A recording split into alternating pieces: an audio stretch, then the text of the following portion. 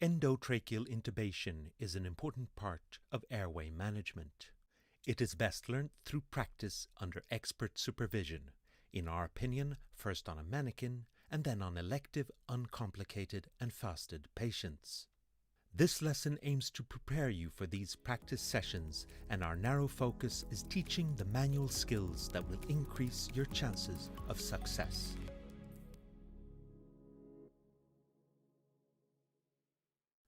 Your intubation should always be preceded by an airway assessment. What equipment and personnel does the patient in front of you require? Are there complications you suspect may arise, and is everyone on board with the plan if they do? First, place the patient in an optimal position with the pillow tucked underneath the shoulders. Raise the head relative to the body into the so-called sniffing position. Your goal is to achieve a line of sight to the vocal cords in order to pass the tube through them into the trachea. This requires a laryngoscope. We will teach the traditional direct laryngoscopy, but for filming purposes we use a video laryngoscope that has the same shape. Have the patient inhale 100% oxygen through a tight-fitting mask. When the measured expiratory or end-tidal oxygen concentration exceeds 80%, you've loaded up an oxygen reserve in the periphery of the lungs. If this monitoring is unavailable, pre-oxygenate for a minimum of 3 minutes. Pre-oxygenation can be further improved, especially in the obese, by tilting the table and by applying a positive end expiratory pressure. This extra oxygen in the patient buys you potentially life-saving time if you have unexpected airway difficulties, precious time to call for help or try more advanced techniques. Administer the analgesic and await the onset. Laryngoscopy is very painful and requires drugs to alleviate sympathetic response and airway reflexes. Next, administer the hypnotic. The patient gradually loses consciousness, airway muscle tone and respiratory drive. From this point on, the patient's breathing is your responsibility. A paralytic facilitates intubation.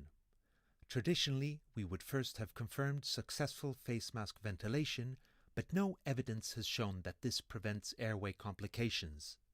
Therefore, the emerging consensus is to administer it as soon as the patient is unconscious. Open the airways. A 2-finger chin lift may be all it takes. If this isn't enough to be able to ventilate the patient, the next step is a jaw thrust. Open the patient's mouth with your thumbs on the patient's chin and place your fingers firmly behind the angle of the mandible and lift straight up in a decisive manner. Successful ventilation is confirmed by observing the chest wall rising and regular end-tidal CO2 waves on the monitor. If you cannot ventilate the patient at this point, you need to use other equipment and techniques that we will demonstrate in forthcoming videos. While you wait full onset of the drugs, take a moment to make sure that you have achieved absolute optimal positioning before proceeding to laryngoscopy. Do not forget that while you may hold the blade, this is very much a team effort. Open the patient's mouth with your right hand and hold the laryngoscope in your left. Not too tight, with 3 or 4 fingers as close to the blade as possible for precision and control. Insert the blade in the right side of the mouth, carefully pushing the tongue aside. The aim is to create an unobstructed line of sight to the larynx by pushing the tongue to the left and lifting the epiglottis, exposing the vocal cords. This requires precision, not brute force. A common mistake at this point is leaning forward, as it feels this will give a better view. It doesn't. Stand upright with the left arm at a 90-degree angle tucked in towards your body. This allows for better ergonomics, better communication with the team, and a better overview of the ventilator, the timer, and the patient. Let's see the laryngoscopy once again. Advance the blade until you see the epiglottis and place the tip in the vallecula, the recess at the base of the tongue. At this point, you can start to apply some force in the direction of the laryngoscope shaft. Sometimes a light external force on the larynx can make the vocal cords spring into view. Ask for your assistant's hand and move it to apply backwards, upwards, rightward pressure, or burp for short. Make sure you don't pinch the lips and do not exert any pressure on the front incisors.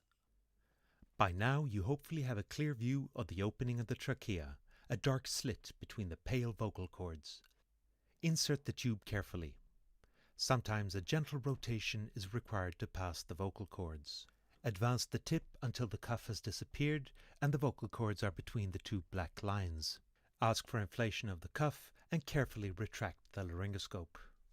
Hold the tube firmly while you confirm that it's lodged in the trachea and not the esophagus. The gold standard is return of end-tidal carbon dioxide over several respiratory cycles. Be very cautious when interpreting the other signs traditionally used. Auscultation finds on both lungs, condensation in the tube, and the symmetric rise of the chest wall, as these may very well be positive despite an esophageal intubation.